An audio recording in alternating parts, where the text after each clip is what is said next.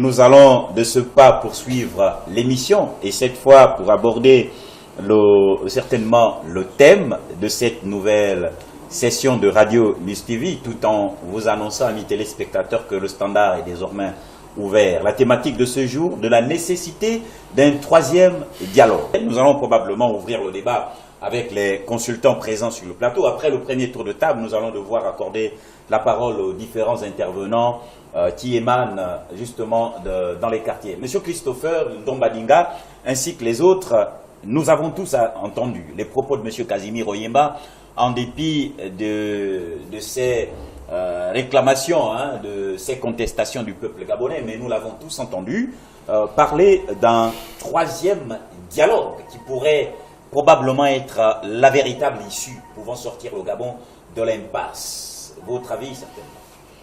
Bien, moi la question que je l'ai souvent posée ici, pourquoi il n'y a qu'au Gabon que ça se passe ainsi? C'est-à-dire, à chaque fois, un autre gagne dans les urnes, curieusement, c'est quelqu'un d'autre qui s'assoit au pouvoir. Pourquoi c'est seulement ici? Je ne sais pas. Et non seulement... Oui, juste parce que le verdict de la Cour constitutionnelle en a dit autrement. Je dis, il n'y a qu'au Gabon, c'est justement ce que je suis en train de dire. Il n'y a qu'au Gabon que ça se passe ainsi. Pourquoi c'est seulement ici que ça se passe de cette manière-là?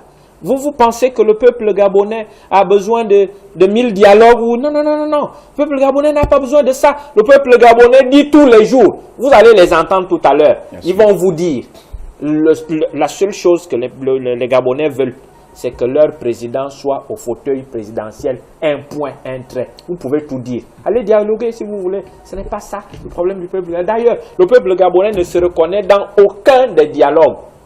Que cela soit celui organisé par M. Jean-Ping, que cela soit celui organisé par M. Ali Bongo, que cela soit celui appelé par M. Casimir Oyemba, M. Guy Zubandama aujourd'hui, le peuple gabonais n'a rien à cirer de tout ça. Le peuple gabonais ne veut pas ça. Le peuple gabonais est clair. Nous voulons que notre président préside. Je me permets la redondance. Un point, un trait. Mais comment y parviendrait-il? Ben justement. C'est là la question. La question, elle trouve une réponse simple. Suivez aujourd'hui les Gabonais, c'est ce que nous avons essayé tous de dire d'une certaine manière. Les Gabonais veulent une seule chose. Maintenant que les dialogues et tout le reste n'ont rien produit, on attend que le mot d'ordre du président élu. Parce qu'à l'heure actuelle, c'est ça la problématique. Monsieur Jean-Ping, qu'est-ce qu'on fait? Voilà la question. La question reste posée. Christopher Bakita, la proposition d'un dialogue national, d'un troisième dialogue, a été donc faite par M. Casimir Oyemba, et qui d'ailleurs se retrouve un peu fustigé par l'ensemble des populations. Vous allez d'ailleurs les entendre réitérer tout à l'heure leurs propos là-dessus. Mais sauf qu'il y a évidemment... un autre leader politique, leader d'opinion, qui lui tout aussi rejoint Casimir Oyemba, alors que ce dernier précédemment se retrouvait réprimandé par l'ensemble des populations sur cette idée de voir M. Ali Bongo et le président Jean-Ping se retrouver l'un face à l'autre, discutant justement de ce qui pourrait en être de l'avenir du pays, notamment ce qui concerne l'accession de l'un à la magistrature suprême et le retrait de l'autre. Quelle est votre lecture? Écoutez, moi je ne veux pas me distancer de ce que j'avais dit, je crois, lundi. Là, ça commence un peu à me permettre de voir un peu plus clair dans mon analyse. Je suis un peu tenté de penser qu'il y a une autre forme de politique qui est mise en œuvre. Et là, les populations devront eux-mêmes savoir ce dont elles ont réellement besoin. Elles ont besoin d'une alternance, elles ont besoin d'un pays délivré, d'un système, mais qu'elles comprennent également que le destin de cette nation est dans leurs propres mains. Si on devra se fier aux leaders, ces leaders sont des hommes qui peuvent faillir. Et en faillissant, ils peuvent effectivement s'affaiblir dans leur position radicale au passé. Notamment celle de vouloir faire marche arrière sur ce qu'ils avaient déjà autrefois pensé. Alors, si aujourd'hui M. Nzoba Ntama vient également emboîter le pas à Casimir et à Maïla, ça permet de penser que l'histoire n'est plus un petit jeu.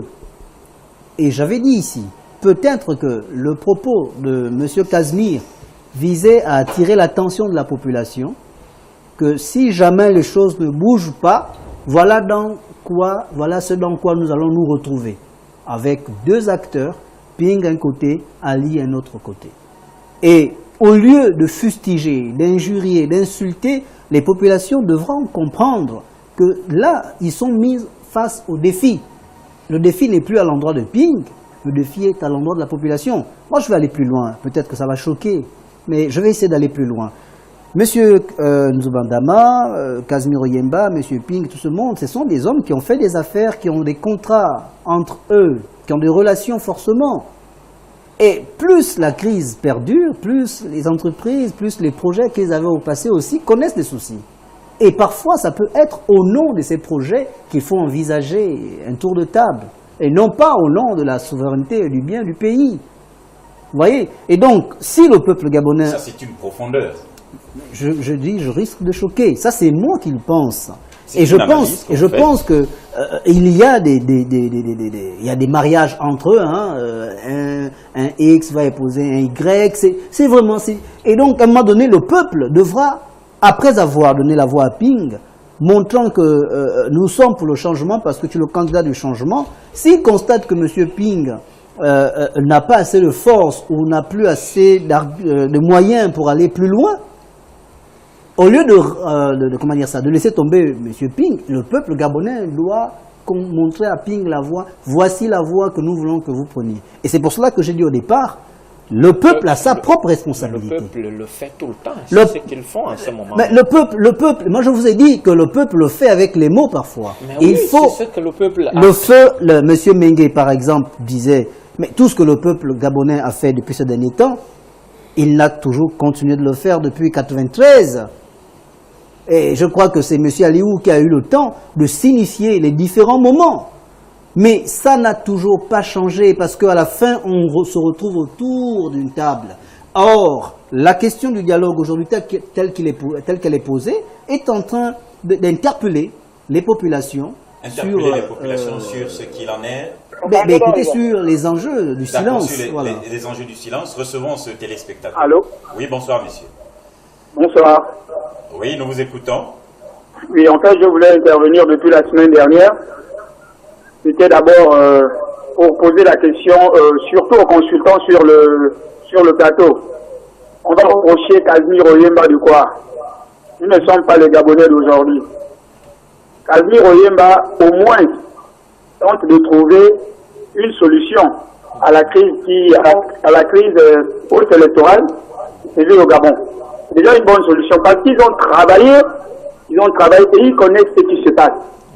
On croit souvent, on condamne la population. La population doit s'élever, la population doit faire ceci, tout ce que vous pouvez raconter sur le plateau. Mais n'oubliez pas que la population est toujours le premier acteur. Quand il s'agit d'aller au urne, c'est nous qui y allons. C'est nous qui allons voter. Mais vous pensez que la population sera toujours là pour les leaders, on les appelle les leaders politiques, ils sont posés chez eux. C'est toujours la population qu'on va toujours mettre devant. Entre-temps, la population a déjà fait son devoir. Ça, c'était d'abord le premier point. Et j'épouse complètement l'idée de Casimir Oyemba. C'est quelqu'un qui était aux arrières. Il cherche là certainement à nous faire comprendre. Et surtout à monsieur Ping, que n'oublie pas le passé. C'est une manière d'interpeller monsieur Ping. C'est-à-dire que ça, c'était toujours comme ça. Parce que lui, quand il était aux affaires, c'est ce qu'ils n'ont pas fait aux autres. Mais qu'il se soucie de la population. Maintenant, dans ce cas, s'il faut parler de la population, il interpelle Ping pour dire arrêtons de faire souffrir les Gabonais. Le Gabon nous appartient à nous tous. C'est pas Ping ou Ali, il va nous bloquer. Donc qu'il s'asseye, comme d'habitude, et que l'autre accepte ce qu'il a fait aux autres dans le passé. Jusqu'à preuve du contraire. Le dialogue convoqué par Ali Bongo, ceux qui sont partis là-bas sont bien des Gabonais comme nous. Les opposants qui sont allés, ils ont accepté déjà. Pour moi, je pense qu'ils acceptaient déjà que Ali était élu. Sinon, même les personnes dont l'opposition faisait bien confiance, comme René Ndomezo et Casimir, bon, pas Casimir Oyemba, je ne l'avais pas vu là-bas. Si les autres qui étaient avec Pink sont partis à ce dialogue, c'est ce qu'ils ont compris que non, Ali était le président, et qu'il fallait qu'on aille et qu'on écoute ce qu'il va nous dire. Moi, je l'avais dit dans des précédentes émissions, qu'il fallait que Pink se présente à ce dialogue. C'était aussi facile. Il pouvait aller dire à Ali, vous présidez le dialogue ou vous convoquez le dialogue en qualité de qui? Oui, il le boycottait. C'était deux choses. Oui, il l'acceptait ou il ne l'acceptait pas. Maintenant, les décisions sont prises. Nous, on va rester à faire des commentaires. Mais qu'est-ce qu'on gagne? C'est comme son père le disait, le chien aboie, la caravane passe. Et c'est comme une roue, ça tourne. Ils sont en train d'aboyer, que je m'explique de l'expression. Moi, je dis, nous sommes en train de remplir nos 7 ans. C'est pas quelqu'un qui va nous bloquer l'économie d'un pays ou mettre les Gabonais à la maison. Les investisseurs ont peur déjà de rentrer au Gabon. Quand les pays connaissent comment la retourne. Merci pour votre part de contribution. Là, nous allons recevoir un autre téléspectateur. Bonsoir. Bonsoir, monsieur. Oui, moi je ne voudrais pas parler du troisième dialogue. Alors, de quoi voulez-vous parler alors? Tout ce dialogue ne nous apporte rien du tout. Je suis d'avis avec M. Ndombadinga qui vient d'analyser, de faire ses analyses tout à l'heure. Mais quant à M. Casimir Oyemba, c'est un politicien. Il ne va pas demander à la population d'aller dans la rue. Jamais. Ils non plus. Mais la souveraineté appartient au peuple. Mais la souveraineté appartient au peuple, monsieur. Ça, ce n'est nullement un secret de polichinelle. Tout le monde le sait. Voilà. Mais il est question ici de savoir exactement ce qui pourrait garantir une véritable sortie de crise, monsieur. C'est ce peuple qui, depuis 2009, demandait à l'opposition de présenter une candidature unique. Là, en 2009, l'opposition a rejeté cette proposition. En 2016, l'opposition a accepté. On a présenté une candidature unique et ce candidat a gagné les élections. Maintenant, c'est quelqu'un d'autre qui se trouve sur le côté. Que fait le peuple? Le peuple doit revendiquer sa souveraineté. Et alors, mais c'est simple comme bonjour. C'est le peuple, la souveraineté appartient au peuple. Et quand le peuple a déjà décidé qu'il y a le contraire, ce peuple doit se soulever. Un point, un trait. J'en ai terminé, merci. Merci et revenez quand vous le pourrez. Nous avons entendu les propos de ces téléspectateurs qui s'expriment en toute démocratie. Nous allons probablement recevoir d'autres qui souhaiteraient. Oui, nous en avons un. Bonsoir, monsieur. Bonsoir, madame. Bonsoir. Alors, nous vous écoutons. La nécessité d'un troisième dialogue. Serait-ce chose D'accord. D'abord, avant de revenir sur ce thème, il faut qu'on soit objectif. D'accord? La première chose, c'est que j'ai écouté M. Serge parler, et lorsqu'il s'exprime, on voit beaucoup plus une incitation à la révolte. Vous parlez du peuple gabonais, vous parlez des leaders, d'accord, mais pensez-vous que ce peuple soit capable de se mettre dans la rue face à un pouvoir qui a des armes, face à un pouvoir qui a tous les atouts pour repousser ce peuple? Aujourd'hui, les leaders ne sont pas des exemples. Vous me direz, comme j'ai entendu M. Ndombadinga parler de Jean-Pierre et autres, mais excusez-moi, dans d'autres pays, Nelson Mandela se mettait devant le peuple pour avancer, pour donner de la force à ce peuple. Mais comment les leaders politiques au Gabon se comportent? Ceux de l'opposition, j'ai envie de dire, la plupart d'entre eux parlent en journée et font des déclarations. La nuit, ils se retrouvent ensemble, parce qu'ils sont tous de la franc-maçonnerie. Avez-vous des preuves de vos affirmations, monsieur? Je vous en prie, monsieur Oudfou Moutendi. Il faut qu'on soit réaliste. Ce qui manque aujourd'hui au Gabon, aux Gabonais, ce n'est pas la capacité à se mettre dans la rue. Ce qui manque, c'est la qualité des leaders qui se retrouvent face à eux. Des leaders qui, en réalité, font croire, donnent un faux message d'espoir. Mais en fait, le feu président Omar Bongo Ondimba a laissé ce qu'on appelle le lien de sang. Jean Ping est parenté à Ali Bongo Ondimba, qu'on le veuille ou pas.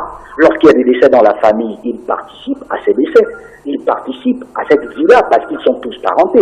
Vous n'allez pas balayer ça d'un revers de la main. Est-ce que vous pensez que ces deux personnes sont capables de se tuer?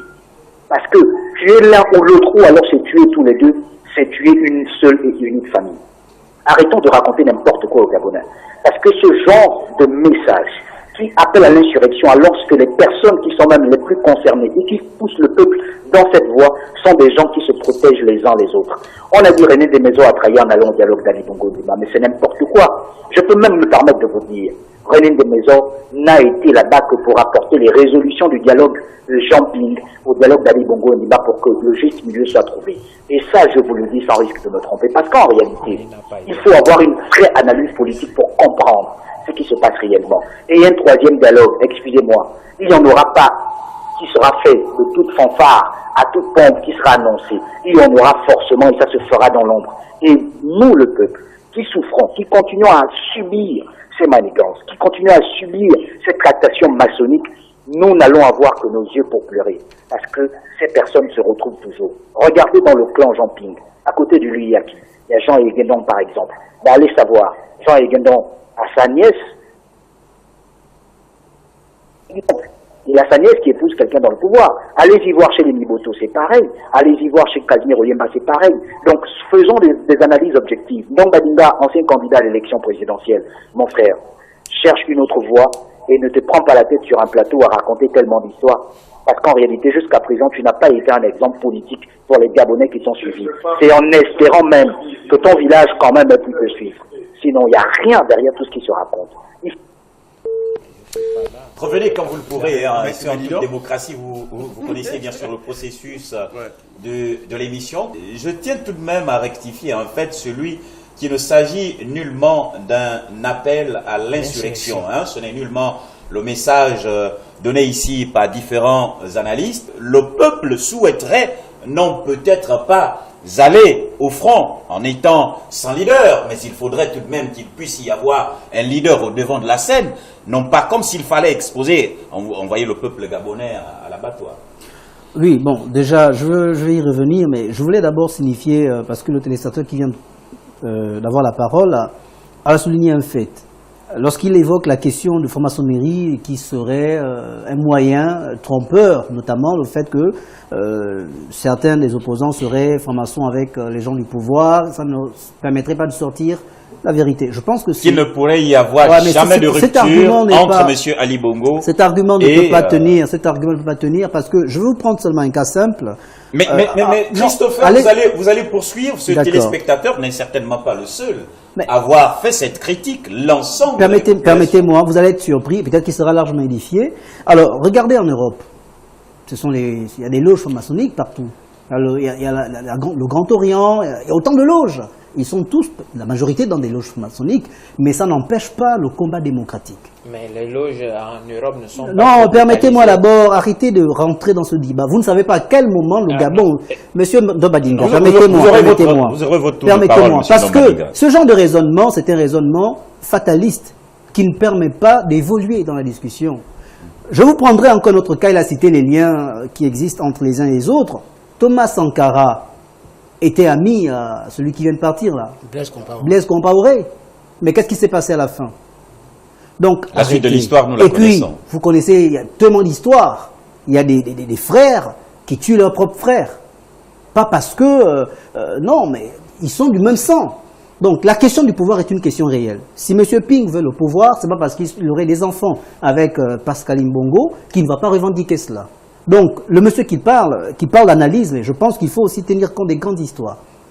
Et ensuite, l'histoire, ce n'est pas une histoire de Ping. Ping n'a rien fait aux Gabonais.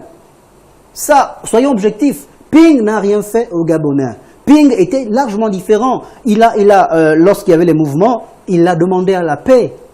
Il a demandé aux jeunes qui étaient dans la rue de se calmer. Les jeunes l'ont écouté.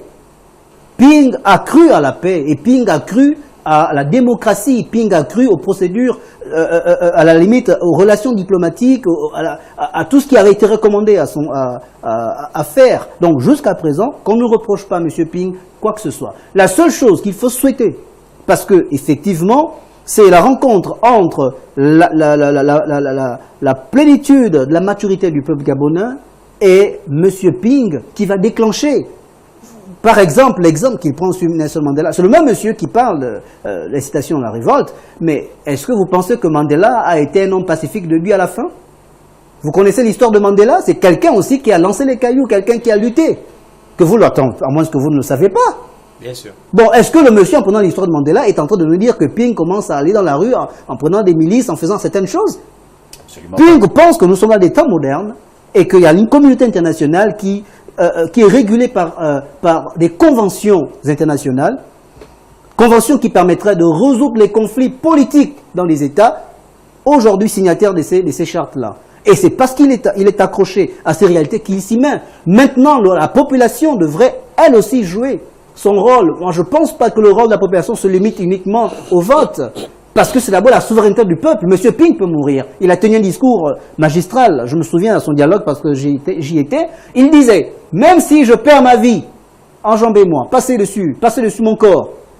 C'est quelqu'un qui sait, effectivement, qu'il peut mourir. Demain, Ping peut mourir, ça ne restera plus le combat de Ping. Voici André Baobam, qui était là tout combattant. Il est parti. Au passé de son vivant, on disait que c'était l'histoire d'Amo, c'était entre amis. Amo est parti. Le peuple gabonais continue de penser qu'il faut avoir la souveraineté. Voici M. Ping, de son vivant, qui dit qu'il faut que les choses changent. Des gens commencent à construire des discours autour de lui en disant, ben voilà, Ping abuse. Mais quand M. Ping, si jamais je ne le souhaite pas, fermer les yeux, les gens auront toujours le besoin de l'alternance. Donc je pense que c'est une faute, une maladresse de poser les problèmes de cette manière-là. Nous n'allons peut-être pas vous inviter à lancer un appel à l'insurrection. Non. Monsieur Ndombadinga. Je suis désolé, hein, mais je ne dis pas ce que je veux dire. Je ne dis pas ce que je veux je voudrais dire du miel pour tout le monde. J'exprime ce que le peuple gabonais veut. La situation du Gabon n'a pas d'équivalent dans le monde entier. C'est devenu une coutume. Quelqu'un gagne librement. Et au Congo? Et c'est un louba, je dis bien, au Gabon, c'est devenu une coutume. Vous-même, vous avez cité tout ça là. Et quelqu'un gagne librement par le peuple. Il ne faut pas qu'on dise la démocratie et le pouvoir du peuple. Non, non, non, c'est ça. Et puis c'est un loubard qui s'accapare du fauteuil et détient les armes. Et c'est ça la situation du Gabon. Loubard, c'est trop dire, monsieur. D'une part, le peuple qui n'a que cette parole-là, puisque vous voulez que nous soyons légalistes, mais ne vous attendez pas à ce que le peuple casse. Et je dis, lorsque M. Jean Ping a fait cet appel, vous avez bien vu que le peuple a obéi. On a voulu être civilisé. Et je crois qu'il faut qu'on le soit. Maintenant, ne nous parlez pas de blocage, ne nous parlez pas de crise et ainsi de non. La seule situation du Gabon, c'est qu'il y a un individu illégitime, illégal, qui détient l'armée et les armes, prêt à tuer tous ceux qui sont susceptibles de venir lui rappeler qu'il est dans la fausseté, c'est tout. Je n'ai pas du tout envie de vous inviter voilà à la faire réalité. la démonstration de vos affirmations, M. Ndombadinga, quand bien même l'on peut se rappeler qu'en matière d'organisation électorale, la Cour constitutionnelle est l'institution la mieux placée pour donner un verdict.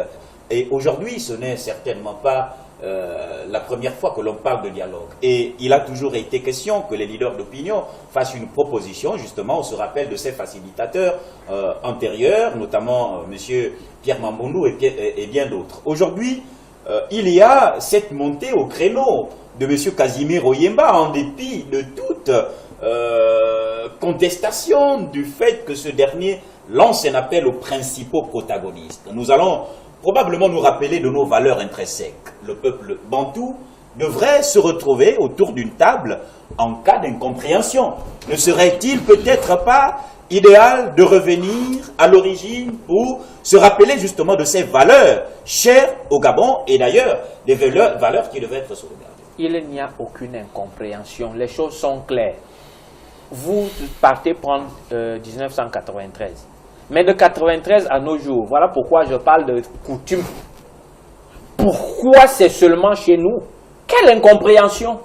À chaque fois, je vais le répéter, à chaque fois, quelqu'un est élu librement par la population. Mais à chaque fois, un loupard s'accapare du fauteuil. C'est clair. Vous tenez Et tellement ça, ce je n'ai terme de loupard. Mais oui, c'est des loupards, c'est des voyous. C'est des bandits de grand chemin. C'est ça la situation. Mais la population qui s'exprime aujourd'hui n'a que ça.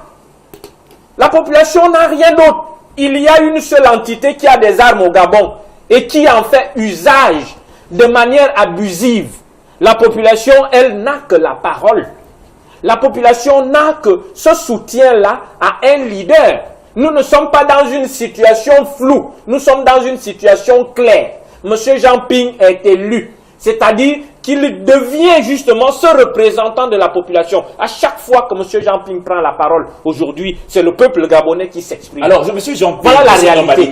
M. Nombadinga, le président Jean Ping a souhaité, bien entendu, que le peuple adopte une attitude pacifique. Oui. Et aujourd'hui, vous annoncez que ce dernier, le peuple, lui, attend de M. Jean Ping une instruction. Oui. Quelle est l'instruction à laquelle vous vous attendez? Il y a, comment dire ça? Il y a tout un foisonnement d'instructions. Il y a tellement de stratégies qu'on peut avoir. Parce que je me rappelle que M. Jean Ping a annoncé une batterie de nomenclature en matière de stratégie. Le plan A, le plan B et ainsi de suite. On attend la suite. Avez-vous déjà C'est ce une que le lueur peuple de ce gabonais- plan A, B, surtout? Je n'ai pas une lueur de ce plan B, mais j'ai une inquiétude. Pourquoi? Parce que il y a un message. Il y a désormais ce qu'on appelle, comment dire ça? Il y a une note que la population exprime à l'endroit du président élu. Comment dire ça? L'inquiétude est que ce monsieur-là ne puisse pas percevoir la substance réelle de ce message. Ce qui risque de se passer, c'est ce que M. Christopher a dit en quelques mots ici. Si la situation perdure, le peuple gabonais risque de se retirer petit à petit du président élu, comme ça a toujours été le cas, ou ça a souvent été le cas. Et ça serait dommage. Alors, à qui Ce incombe n'est la pas- responsabilité? Au leader ou au peuple gabonais? La responsabilité incombe dans ce cas au leader. Pourquoi? Parce qu'il y a eu un contrat social passé entre les deux. Il y a des accords de confiance. Et la manifestation justement de cette obéissance est claire. Pourquoi moi je vais aller à la rue alors que je n'ai pas été mandaté pour ça? Alors, il y a un Et statu ainsi quo, de suite. il y a un statu Alors- quo, un immobilisme, plus rien n'évolue, et le peuple gabonais, lui, demeure toujours en attente, mais malheureusement, aucun signal ne se fait savoir. Quelle pourra être votre proposition, vu que les leaders d'opinion ont estimé, eux, avant que de se retirer de cette coalition, certains d'ailleurs ont signé leur départ de la coalition, il y en a qui, au lieu que de s'en aller, de se retirer de cette coalition, au moins, lancent un SOS. Vous, quel pourrait être votre... Ok, je commence par peut-être pas me féliciter, mais pousser quand même une satisfaction ici, parce que lorsque j'avais brandi ici en précurseur le fait que de ce côté-là, il y a un problème sérieux, tout le monde est tombé sur moi, mais aujourd'hui, lorsque je cite M. Casimir Oyemba, lorsque je cite M. Guizou Bandama, ce n'est pas des vulgaires compagnons de M. Jean Ping, c'est des vrais compagnons de M. Jean Ping qui expriment à la lumière du jour ce que j'avais dit auparavant ici. Mais puisque c'était un certain M. Ndombadinga seulement, ça a suscité ce que ça a suscité en ce jour-là. Mais aujourd'hui, je pense bien avoir raison à ce niveau. Pour dire que, qu'est-ce que moi je pourrais préconiser? Mais enfin, les choses sont simples. Je ne dirais pas, comme monsieur le téléspectateur l'a dit tout à l'heure, je ne dirais pas comme monsieur Serge l'a dit. Il y a en toute chose une stratégie qui marche. Si jusqu'aujourd'hui, nous sommes toujours encastrés dans la situation du fait, c'est parce qu'il n'y a pas encore la stratégie efficace. Et la stratégie efficace, je vais le dire, malheureusement, devrait obéir à 3 contextes. Des résultats à court terme, il faut forcément dénoncer au plus haut niveau en posant des actes forts. Merci à que M. je ne vais pas Ndombadinga. dénoncer ici. Merci. Parce que c'est question de stratégie également. À long terme ou à moyen terme, il faut rééduquer. Merci à vous, M. Ndombadinga. À tout de suite pour vos analyses. Juste un peu. Qu'est-ce que Oyemba pense de la situation actuelle du pays? C'est la raison pour laquelle je suis devant vous. Chers compatriotes, mesdames et messieurs, je vous rappelle que le 27 août 2016, des élections présidentielles se sont tenues au Gabon. Sur la douzaine de candidats en compétition, 2 sortaient du lot.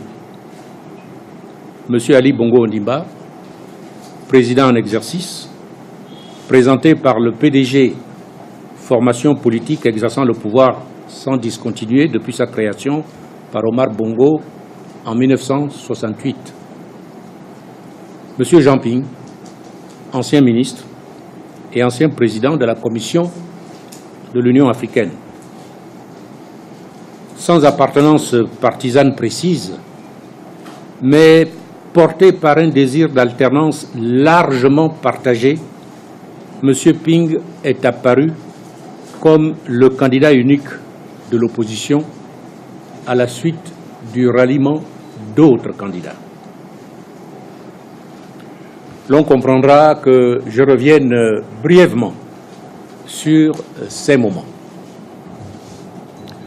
Avec insistance, le peuple gabonais demandait depuis longtemps aux candidats de l'opposition de s'unir pour libérer le pays du régime Bongo PDG et réaliser enfin l'alternance politique. Il nous demandait d'aller au-delà de nous-mêmes. Il nous demandait de mobiliser toutes nos énergies pour l'intérêt supérieur du pays. Nous y avons répondu. En conscience et en toute liberté.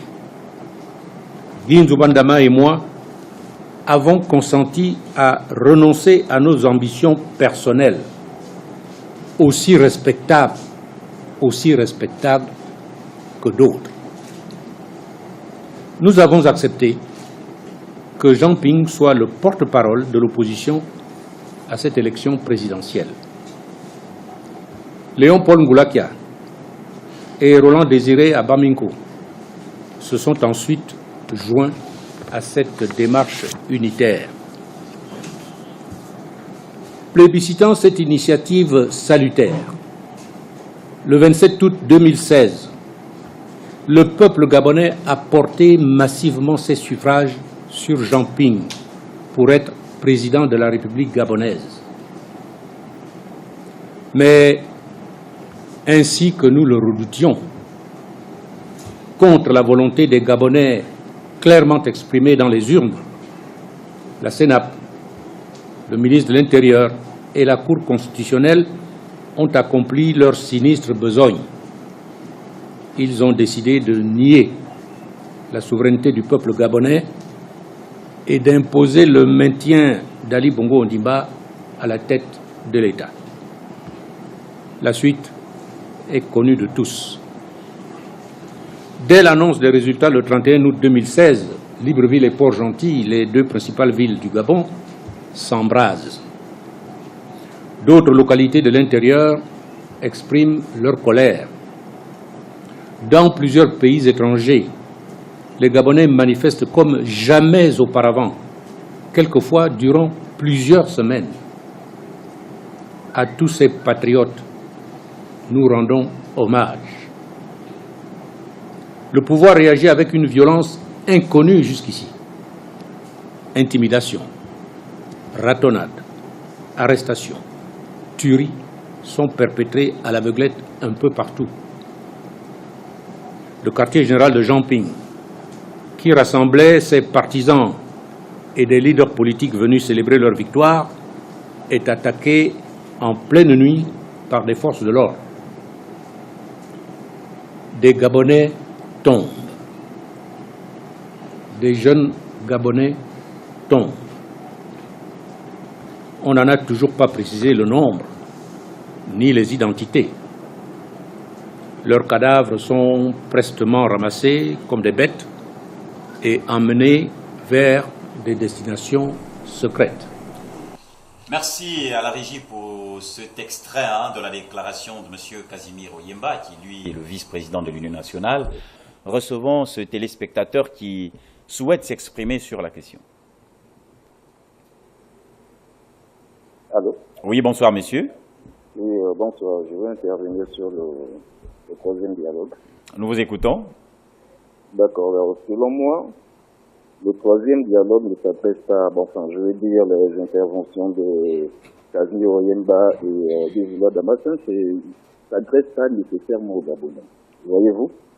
Il s'adresse plus à l'ONU et à la communauté internationale. Pourquoi? Parce que le dialogue d'Ali vient à peine de finir. D'accord? Et tout d'un coup, Casimir Oyemba sort, Ivoula sort, et vous parle d'un troisième dialogue. Ce qui veut dire tout simplement que le dialogue d'Ali n'a rien donné, c'est accouché d'une souris. D'accord? C'est une façon de dire à la communauté internationale que vous voyez, il raconte partout que Jean Ping ne veut pas dialoguer. Jean Ping est prêt à dialoguer. C'est tout simplement Ali qui ne veut pas s'asseoir et accepter les conditions du dialogue. Vous voyez un peu ce que je veux dire? Une façon de faire comprendre à la communauté internationale que le Gabon, sinon les opposants gabonais autour de Jean Ping sont prêts à dialoguer, mais pas dans des conditions émises par Ali Bongo Ondimba. Donc c'est un peu ça mon intervention. Merci pour votre intervention. Certainement recevoir un autre téléspectateur qui... Voilà, monsieur Franck Mengue, oui, allez-y. Oui, j'aimerais d'abord dire que dans tout ce qu'on peut faire aujourd'hui, comme deuxième dialogue, troisième dialogue, quatrième dialogue, il y a quand même quelque chose... Bon, permettez-moi de recevoir ce téléspectateur et ensuite on reviendra avec vous. Bonsoir messieurs, bonsoir madame. Allô? Oui, allô, bonsoir. Oui, rebonsoir monsieur Mouteni. Je voudrais d'abord vous dire, non n'a rien contre Ping. Comme le disait mon frère en costard, nous on ne reproche rien de Ping. Tout ce qu'on disait, c'est que nous la population, ne faudrait pas toujours qu'on soit comme la part. Veuillez vous éloigner de votre poste récepteur, s'il vous plaît, pour une bonne audition. Je vous en prie. Non, je suis vraiment éloigné. D'accord, et nous vous écoutons. Oui, donc le second point, c'était pour dire, les Gabonais ne sont pas les Gabonais d'aujourd'hui. Et on garde un peu ce qui est naturel. Vous savez quoi? Je me dis, c'est la malchance qui les poursuit. Ce que tu as fait hier, n'oublie pas que ça peut te rattraper. C'est le problème le problème auquel nous sommes confrontés. Il pouvait bien être président de la République, mais qu'il s'asseye d'abord. Qu'il dise que qu'est-ce que j'ai passé dans le passé aux autres, qu'il le rattrape aujourd'hui. Nous sommes victimes, nous la population. Le mal qu'ils ont fait en volant les élections, c'est pas la première élection comme on le sait tous. Avec ou sans preuve, nous savons toujours qu'ils ont dérobé les élections. Comme disait Ndombenga, c'est toujours les loubards, ça voudrait dire les plus forts ou les plus intelligents qui prennent le fauteuil. Aujourd'hui qu'on comprenne d'abord qu'ils nous ont fait du mal dans le passé. C'est pas quelque chose il faut peut-être rentrer dans la prière et dire ce qu'on a fait hier nous rattrape aujourd'hui. Le Gabon devrait avoir un changement depuis. Ils nous ont bloqués. Aujourd'hui, qu'on ne pleurniche pas. Ali a été réélu président de la République. Ping le sait. par tous Vous allez les recevoir moyens. la foudre de Nombaninga tout à l'heure. Allô? Oui, vous allez recevoir la foudre de Nombaninga. Hein? Non, Ali, Ndombadinga connaît très bien que, Ndombadinga connaît, on est tous jeunes, Ndombadinga connaît que Ali Bongo a été réélu. Et Ping le sait. Quelles que soient les méthodes, tout le monde le connaît très bien. Mais qu'on s'asseye, qu'on dise que la malédiction nous poursuit et la population souffre. Je vous remercie. Et revenez quand vous le pourrez. Alors, chers consultants,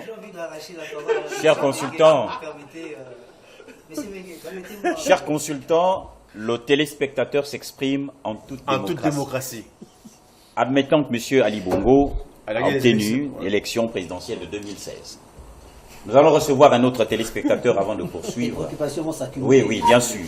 Messieurs, la priorité également est celle de recevoir les téléspectateurs. Bonsoir, monsieur.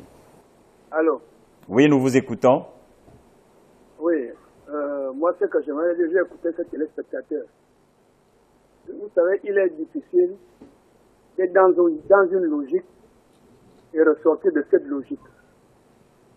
Ce qu'il a dit, pour dire que tout le mal que les uns et les autres ont fait leur attrape, je suis d'accord. Mais dire qu'Ali Bongo a été élu, je ne suis pas d'accord. Le problème dont nous parlons, c'est un problème simple, c'est un problème de sincérité. Pour qu'on délivre le Gabon, il faudrait que ceux qui sont au sommet du pays soient d'abord au départ des gens sincères. Ali Bongo n'est pas sincère, la famille Bongo n'est pas sincère. Il faut bien comprendre. Le pouvoir leur appartient. Les autres peuvent être des ministres. Mais eux, le trône, c'est pour la famille Bongo. Il faudrait qu'on sorte de ce carcan-là. Ali Bongo n'a jamais été élu. Depuis 1993, aucun PDG n'a été élu à la tête de l'État du Gabon. Il faudrait qu'on soit clair. Moi, je n'aime pas quand des intellectuels parlent des choses qu'ils ne maîtrisent pas. Le pouvoir a toujours été pris de force. Mais quand on parle de développement d'un pays, on va développer le pays comment? On ne peut pas développer un pays avec des gens qui refusent l'alternance au pouvoir. Léon était président, il a laissé un Batéké. Pourquoi les Batéké pensent que le pouvoir au Gabon c'est pour eux? En l'occurrence la famille Bongo. Ils veulent enterrer le Gabon où? Vous savez, dans la vie, lorsque quelqu'un dit toujours que c'est moi, on sait ce que ça a coûté dans beaucoup de pays. Les hommes ne sont pas des lâches. Aujourd'hui, on n'a pas d'armes pour réagir, on le tue. Mais ça durera combien de temps? Je pense que la famille Bongo fait preuve de sagesse. Ils comprennent que le fauteuil auquel ils sont assis ne leur appartient pas. Et qu'un autre Gabonais peut venir s'asseoir là. S'ils ont fait des mauvaises choses dans le passé, qu'on mette en place, comme cela s'est passé à l'Afrique du Sud, une commission de vérité et réconciliation, comme parlons de tout ce qui s'est passé. Mais s'ils continuent dans l'allure à tuer les Gabonais, à se dire qu'ils sont plus forts, parce qu'ils ont l'armée, qu'ils fassent attention parce que ce mal-là va les rattraper. Moi, je ne veux pas voir la famille Bongo s'éteindre comme cela s'est passé en Roumanie avec Chefescu. Je ne veux pas voir la famille Bongo s'éteindre comme cela s'est passé en RDC. On n'attend plus passer la famille de Mobutu et la famille de Bokassa. Il faudrait qu'ils soient conscients. Qu'il y ait quelqu'un qui naît dans cette famille-là, qui leur dit arrêtez. Arrêtez ce qui se passe. Parce qu'on a vu en Afrique du Sud, Peter Bota, qui dirigeait un système, dire que, écoutez, il faut arrêter pour l'évolution de mon pays. Il faudrait que la famille Bongo comprenne que le Gabon n'est pas leur propriété. Et moi, je suis étonné de voir des intellectuels qui sont allés en Gondie aller réfléchir. Mais vous réfléchissez sur quoi? Si dès le départ, j'ai écouté le représentant de Mabos parler de l'économie qui va être relancée. L'économie ne peut pas être relancée. Vous ne pouvez pas avoir des agents qui sont sous tutelle de la présidence de la République. La présidence de la République n'est pas là pour gérer l'argent. La présidence de la République est là pour gérer l'exécutif. Qu'on reprenne les agents, qu'on les mette sous tutelle de leur ministère d'origine. Et qu'il y ait un contrôle au niveau du Parlement et de la Cour des comptes. On n'a pas vu ces arrangements-là. On a vu les Gabonais être tués. Lors de leur rapport, je ne sais même pas s'ils ont tenu compte que ces Gabonais appartenaient à des familles qu'il faut dédommager. En tout cas, je n'ai pas monopolisé la parole, mais je dis que les Bongos mettent dans leur subconscience que le Gabon n'est pas leur propriété. Merci de le comprendre et de revenir certainement au cours de la prochaine émission. Nous avons en face de nous la puissance coloniale, notamment la France qui vient d'avoir un nouveau président, un nouveau chef d'État. Ce dialogue qui pourrait être organisé, ne devrait-il pas, si oui, être organisé sous les auspices de la communauté internationale, via même la France qui, d'ailleurs, on se rappelle, la classe politique de l'opposition y avait lancé une interpellation du côté de l'ambassade de France. Écoutez, M. Moutendi, permettez-moi de prendre la parole, vraiment. Je me suis évertué à signifier ici que voyons simplement dans cette formulation de dialogue une méthode. Et je voudrais vous rappeler quelque chose. Lorsque l'opposition prend la parole pour revendiquer quelque chose qui soit pour une cause générale, sachez d'ailleurs que le pouvoir ne sera pas prêt à s'y soumettre. Souvenez-vous d'André Mbaoba, qui est venu avec la conférence nationale souveraine. Il en a vraiment appelé de tous ses voeux, avec pour projet de mettre à plat les institutions. C'était l'opposition qui appelait au dialogue, qui appelait à la discussion, à la conférence, au pouvoir. Il appelait le pouvoir à le faire. Alors, que le troisième dialogue n'effraie personne, parce que les conditions seront mises. Et si ces conditions ne sont pas favorables, M. Ping a la possibilité de dire « je n'y vais pas où j'y vais ». Vous rappelez-vous, M. de Mezzo, lui, s'oppose au fait d'un troisième dialogue. Mais c'est déjà un bon signe pour les opposants. C'est déjà un bon signe pour les opposants. Écoutez, déjà, je voudrais vous signifier que, si je pris le cas de M. Mbaoba, c'est quelqu'un qui a crié, qui a demandé. Les opposants, à la veille des élections, ont demandé en même temps un dialogue. Une conférence a été refusée.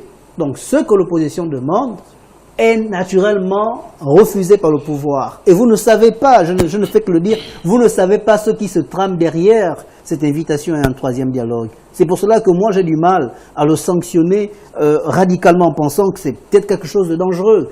Parce que, dans le fond, les problèmes vont surgir.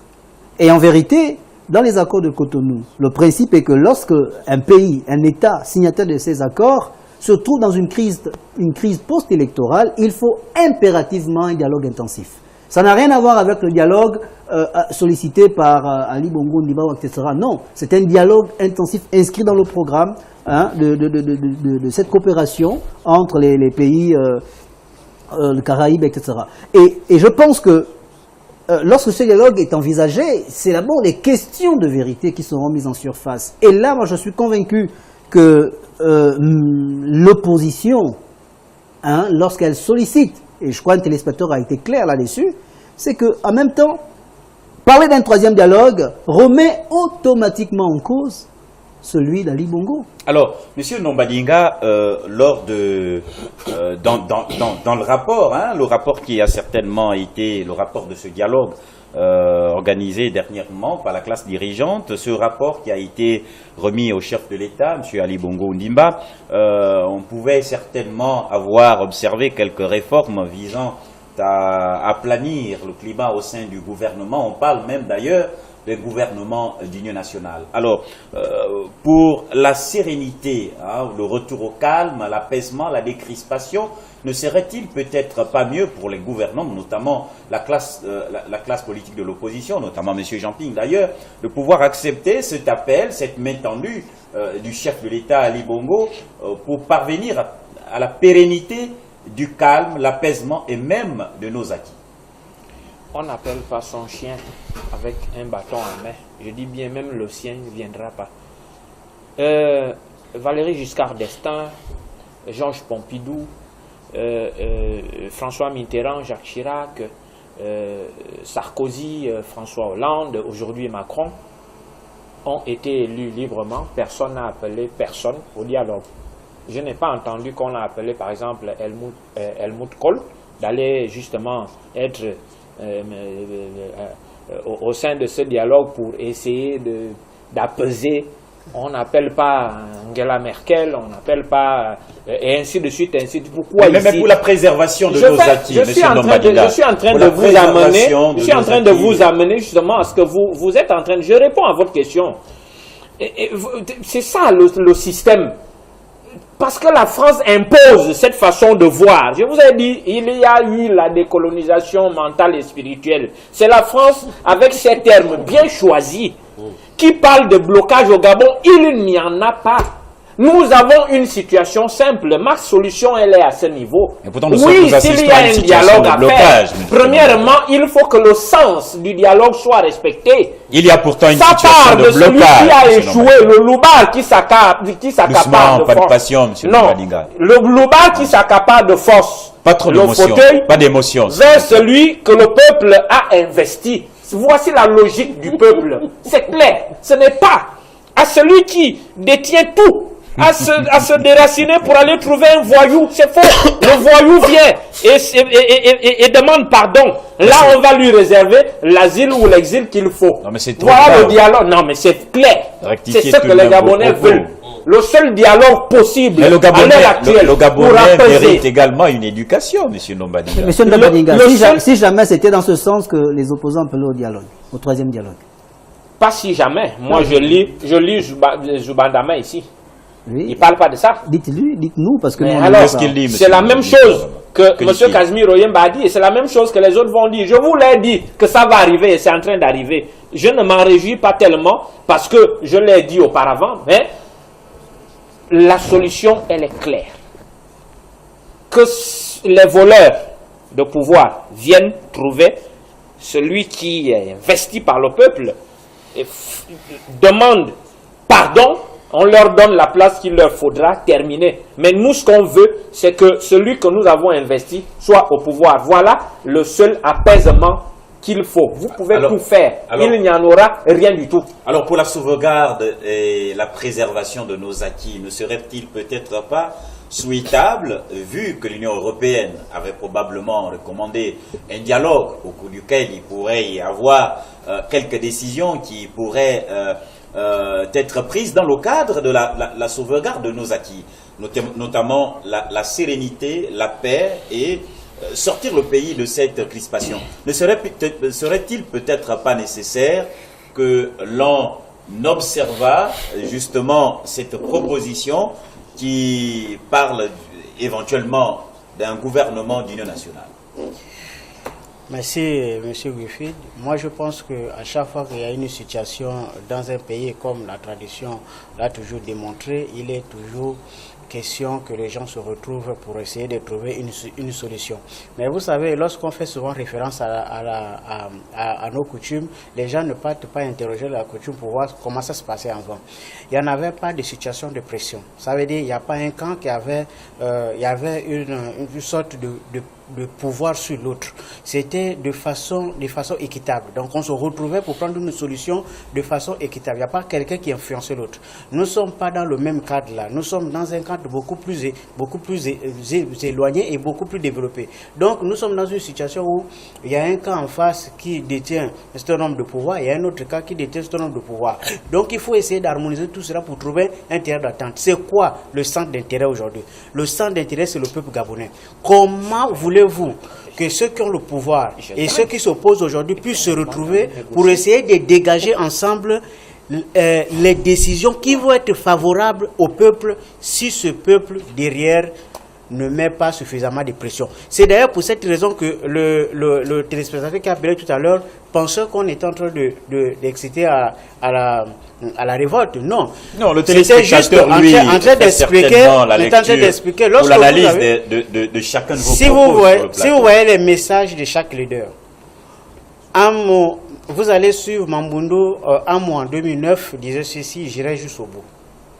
Si vous prenez la lecture au premier degré, vous n'allez pas comprendre la profondeur du message. Ensuite, vous allez comprendre le message de Mambundo. Il va dire: j'ai fait ce que je peux. Monsieur Ping a dit ceci: j'irai jusqu'au bout, c'est pas ça ce gars. Il a dit: si je m'arrête, vous me poussez. Si je tombe, vous enjambez mon corps. Qu'est-ce que ça veut dire? Ça ne veut pas forcément dire qu'en temps je vais mourir, vous allez me sauter. Ça veut dire quand vous allez sentir que je suis faible, mettez-moi la pression. Oh, monsieur Jean-Ping n'explique pas. Donnez-moi certainement la. Monsieur Jean-Ping n'explique pas encore la faiblesse. Je vous pose une question sur une probable participation à un gouvernement d'union nationale, vu que nous recherchons, s'il vous plaît, monsieur. Nous allons recentrer les choses. Je pose une question, vous y répondez. Ne m'amenez pas ailleurs. Alors, je souhaiterais que nous comprenions cela. Et n'y a-t-il pas, puisque nous recherchons justement une voie de sortie de crise, un gouvernement d'union nationale, vu que chacun de ces leaders souhaiterait apporter son expertise au Gabon pour parvenir à sortir le Gabonais de la peur et du besoin. C'est d'ailleurs ce qu'a dit M. Jean-Ping. Or, les fils de ce pays doivent certainement se mettre en synergie. Ils doivent unir leurs forces pour que par la suite, ils répondent aux besoins des populations. Or, ici, aujourd'hui, il y a ce problème de crise qui se pose. Et l'une des pistes palliatives n'est autre que la formation d'un gouvernement d'union nationale. Et d'ailleurs, la communauté internationale peut l'avoir émis. Ne serait-ce pas là une possibilité de sortie de crise? Monsieur Jean-Ping, ne pourrait-il pas accepter cette main tendue, en dépit de toutes les critiques du peuple gabonais? Je disais, la main tendue, nous sommes en train d'engager la procédure de la main tendue. Ça veut dire que lorsqu'on engage le troisième dialogue, c'est pour aller vers un consensus. Qui tend la main à qui? Non, écoutez, mais laissez-moi le temps de développer. Sinon, on ne doit pas en sortir parce que vous ne suivez pas le jeu. J'ai dit ceci.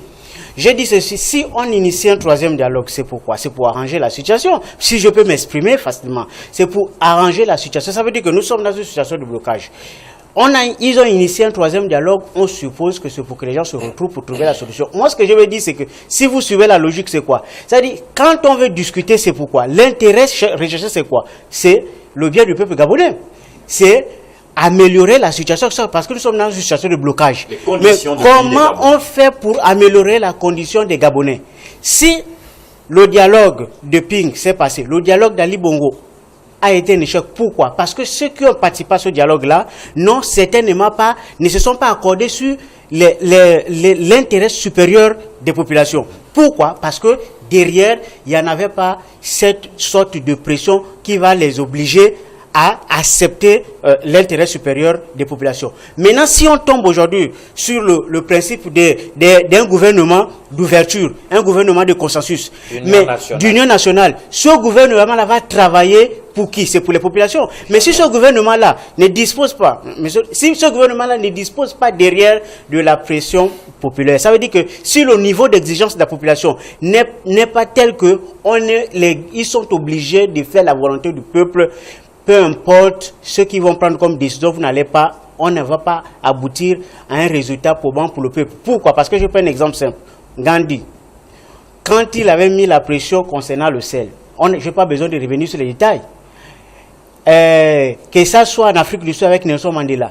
Mais ce n'est pas ces leaders-là qui ont fait, c'est la population qui a tellement mis la pression qu'on est obligé d'accepter les résolutions de la population qui allaient dans le sens de la volonté populaire. Je vous invite, mesdames et messieurs, à suivre ce deuxième extrait de la déclaration de Casimir Oyemba. Depuis longtemps, depuis toujours, ma conviction est que quand un problème surgit entre des hommes, ils doivent se parler pour explorer patiemment les voies et moyens de le résoudre. C'est ce que nous enseigne la culture bantoue à laquelle nous appartenons tous. Je le dis avec gravité. À continuer à nous regarder en chien de faïence, calés dans nos certitudes, rivés à nos ambitions personnelles, nous mettons le Gabon en péril. Nous risquons de glisser insensiblement vers un dérapage fatal. Notre pays attend de ses enfants qu'ils se comportent en hommes et femmes civilisés qui, pour vaincre leurs différends, n'ont pas recours aux armes ou à la violence. Il a besoin de femmes et d'hommes responsables qui, sans malice, sans crainte, sans arrogance et sans haine, se parlent les yeux dans les yeux Il a besoin en fait de patriotes, c'est-à-dire des gens capables de placer le Gabon au-dessus de toute autre considération, même personnelle. Regardons un peu notre passé politique récent. Il est déjà arrivé que des adversaires résolus du pouvoir acceptent de discuter pour arriver à un accord politique permettant de débloquer la situation. C'est déjà arrivé. Qui peut nier en effet que sans Simon Yonaba et le Morena, il n'y aurait pas eu la conférence nationale en 1990? Qui peut nier que sans Pierre-Louis Agonjo et Paul Mbabe Sole, il n'y aurait pas eu les accords de Paris en 1994? Qui peut nier que sans Pierre Mamboundou, il n'y aurait pas eu les accords d'Arambo en 2006? Ces précédents nous interpellent. Ils m'interpellent moi. Ils vous interpellent vous. Ils interpellent tous les Gabonais. Mais, disons-le aussi, à l'évidence, ils interpellent d'abord et surtout M. Ali Bongo et M. Jean Ping. Ce sont en effet les deux principaux protagonistes de la crise actuelle. Ils le sont parce que Jean Ping a été élu pour diriger le pays et que Ali Bongo Ondimba s'est emparé du pouvoir et il l'exerce. Il s'agit d'une crise politique gravissime à laquelle il faut trouver aussi une réponse politique. Les Gabonais regardent Ali et Ping. C'est à eux de donner le là. C'est à eux de prononcer les mots, de faire les gestes, de poser les actes qui enclencheront dans les esprits le processus de l'apaisement et de la sortie de crise. Ils doivent, pour cela, fermer leurs oreilles aux incitations de leurs faucons respectifs. Ils doivent regarder seulement l'intérêt national. Ils doivent dépasser leur propre personne pour s'élever et se hisser au niveau des exigences du moment. Ils doivent, l'un et l'autre, faire sur eux-mêmes. Pour nous accompagner tout au long de cette émission. Messieurs, quelle pourrait être la réponse politique à laquelle M. Casimir Oyemba, leader d'opinion, fait allusion ici, et qui pourrait, selon lui, à l'entendre, pourrait être la voie palliative? La seule réponse politique, qui est d'ailleurs... Vous avez une minute à chaque. Oui, la seule réponse politique qui est d'ailleurs cette crise apparente, c'est le départ de M. Ali Bongo Ondimba, là où il est, c'est tout. Il n'y a rien d'autre. Nous ne voulons rien d'autre. C'est clair comme l'eau de roche. Un point, un trait. Il n'y a pas une autre. Prenez tout ce que... Je vous mets au défi, vous tous. Prenez tout ce que vous voulez.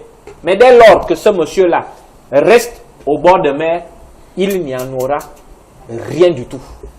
C'est lui la crise, c'est lui la solution. Il faut qu'il parte, c'est tout. Il faut une réponse politique. Hein, à cette oui, mais crise. c'est ça la réponse politique. Mais monsieur, oui, mais vous avez donné votre réponse. Christopher, certainement la vôtre. D'accord, écoutez, pour moi, la réponse, elle peut être schématisée parce que elle va prendre en compte le citoyen. Parce que le citoyen est un élément essentiel dans la constitution même de l'État. Et donc on ne peut pas dissocier la population de l'action politique, ou du moins la solution politique qui est tant sollicitée. À cet effet, pour ma part, je pense que les populations ayant déjà appris qu'il faut un troisième dialogue, et elles doivent elles-mêmes se prononcer aussi. Là, ce sont les leaders. Ils sont leaders, ils n'ont pas été au cours d'une assemblée nationale, ils n'ont pas été recommandés, il n'y a pas eu un référendum au cours duquel on leur a sollicité de présenter un troisième dialogue. Donc les populations seront les premières à pouvoir manifester de l'intérêt à ce dialogue. Est-ce qu'il faut un troisième dialogue? Les populations devront nous dire oui ou non. Tant qu'il n'y a pas cette réponse des populations, alors je comprendrai que ces leaders ont bel et bien le droit de se prononcer, puisque à chaque fois qu'il y a des actions menées par les leaders politiques, parfois les populations eux-mêmes ne parviennent pas à s'affirmer. Donc maintenant, la solution politique pour moi, rapidement, je pense qu'il y a eu une procédure qui a été engagée. Moi je crois que le Gabon est signataire de plusieurs accords, des accords internationaux, et je pense que parmi lesquels je crois qu'il y avait déjà les résolutions qui devaient être prises au niveau de l'Union européenne, notamment pour tenter de régler la crise, mais je suis convaincu aussi qu'il y a des choses que le peuple peut-être ne perçoit pas, et qui ne pourraient être signifiées. D'ailleurs, quand on parle de leader, un leader c'est quelqu'un qui porte le peuple avec lui. Donc dans tous les cas, la solution qui est immédiate, c'est celle que imposent les recommandations de Cotonou, les accords de Cotonou, qui nécessitent un dialogue intensif avec les accords de l'Union européenne. Mais dialogue intensif ne veut pas dire un dialogue sollicité par Ali Bongo ou par M. Ping. En principe, moi je dis simplement que les opposants ont bien fait de solliciter ce dialogue-là avant que d'autres ne le sollicitent à leur place. Ça c'est vous qui le pensez, oui Franck? D'accord. La première chose, c'est que je suis d'accord avec Nombalinga sur un point. La crise, c'est dans la tête de certaines personnes. La crise, c'est certaines personnes qui veulent croire, qui veulent dire à d'autres Gabonais qu'il y a crise. Mais chez certaines personnes, il n'y a pas crise. Parce qu'il y a bien eu des élections, il y a eu un gagnant, il y a eu un perdant. Pourquoi est-ce qu'on veut faire accepter à d'autres personnes qu'il y a crise alors qu'il y a quelqu'un qui a gagné les élections? Donc, la crise, c'est certaines personnes... Mais nous parlons de crise politique. Non, la crise, c'est certaines personnes qui veulent faire comprendre aux autres qu'il y a crise. Mais quelle crise? Qui sont ces personnes? Mais ceux qui disent qu'il y a crise, pourquoi? Les opposants? Parce que... Donc vous accusez l'opposition de parler de la crise? Ceux qui disent qu'il y a crise, c'est d'abord la majorité. C'est d'abord la majorité qui dit qu'il y a crise. Mais l'opposition, il n'y a pas crise. La constitution gabonaise ne vous dit pas qu'il y a crise. Monsieur Makita, la constitution gabonaise ne vous dit pas qu'il... Mais j'ai parlé, je n'ai interrompu personne. Oui, mais nous avons entendu M. Casimir Oyemba parler de crise tout à l'heure. Oui, mais il est responsable de ce qu'il dit. M. Bilémis a parlé de crise. Mais la constitution gabonaise ne vous dit pas qu'il y a crise.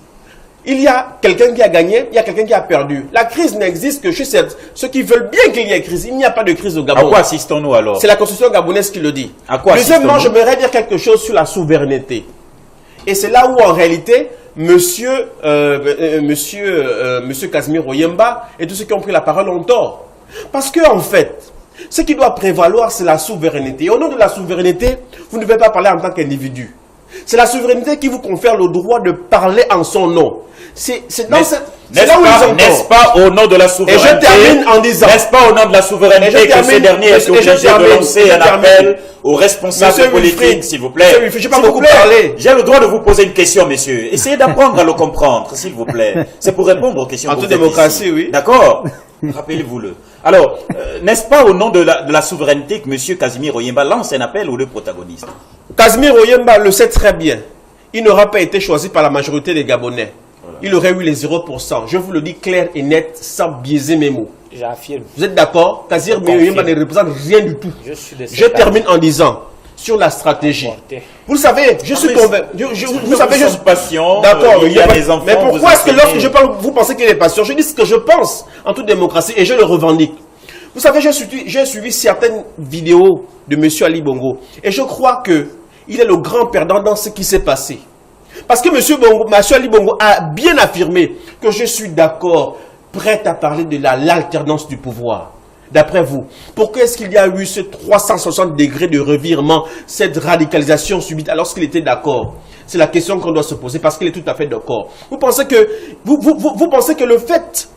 Vous pensez que le fait qu'on ait décidé là au dernier moment que l'alternance pouvoir ne soit pas possible. Vous pensez que c'était ça qui était prévu? Non, je suis désolé. C'est ça. On doit véritablement savoir les raisons pour lesquelles on est arrivé à là. Et je crois justement... Vous les connaissez, monsieur Nom? La solution politique, c'est quoi alors? La solution politique. Non, la solution politique, c'est ce que M. Bakita a développé. Vous n'avez pas de réponse. La solution politique, c'est ce que M. Bakita Christopher a relevé. En réalité, lorsqu'on regarde, mais tout rentre dans les résolutions de l'accord de Cotonou et l'Union européenne. Parce que vous savez très bien ce que l'Union européenne a préconisé. Rien jusqu'à présent n'est dans l'ordre des accords de Cotonou et l'Union européenne. Donc, c'est en la faveur, en réalité, de l'opposition en ce moment. Donc, Ping sera peut-être dans la bonne voie. Mais comme nous n'avons pas la science infuse, nous ne savons pas ce qui se passe à l'extérieur dans les accords, nous ne pouvons pas nous avancer. Oui, Serge. Merci, M. Wilfried. Moi, je pense que M. Ali Bongo Ondimba, c'est un homme politique, il est responsable des actes qu'il pose. Monsieur Jean Ping aussi est un homme politique, il est responsable de ce qui peut se passer comme acte ou bien des actes qu'il pose et des paroles qu'il avance. Je pense qu'à l'heure actuelle, pour parler d'une solution politique, je disais tantôt qu'il n'y a que deux personnalités dans ce pays qui incarnent aujourd'hui la solution. Ali Bongo Ondimba parce qu'il est détenteur du pouvoir public. Et M. Jean Ping parce qu'il est détenteur de la souveraineté du peuple. Donc, s'il peut y avoir une confrontation, il ne peut s'agir que de ces deux personnalités. J'ai toujours dit, il n'y a que ces deux personnalités pour trouver une solution. Et le peuple a déjà fait sa part. Le peuple a déjà tranché. À l'heure actuelle, nous ne parlons que de ces deux personnalités pour qu'ils trouvent une solution. Et si il est question que... Et la solution, dit M. Casimir, serait politique. Mais face à cette crise. Justement, parce que la crise elle est politique, et la solution est forcément politique. Donc la solution politique... Par quoi peut-elle se caractériser cette solution politique? C'est simple, par un certain nombre de choses. En politique, ce sont des accords. En politique, ce sont des arrangements. Il faut bien que les uns et les autres cèdent. Parce que nous sommes dans une période où, puisque Casimir Oyemba l'a rappelé tout à l'heure, on parle de l'intérêt supérieur de la nation. Ça veut dire quoi? Ça veut dire que c'est là au-dessus de nos intérêts personnels. Dans ce cas-là, si on demande... Surpasser les égaux. Surpasser les égaux. Dans ce cas-là, si on demande aux uns aux autres de faire un certain nombre de choses pour la première fois, il faut que les uns et les autres acceptent. Voilà pourquoi il rappelle l'intérêt supérieur de la nation. Ça veut dire que si on arrive au niveau de la confrontation entre les deux individus, il serait question certainement de revoir ce qu'il faut faire. Certainement dire, bon, puisque j'ai gagné les élections et que vous avez le pouvoir public, donc le peuple demande que vous cédez le pouvoir, on va avoir des conditions dans quelques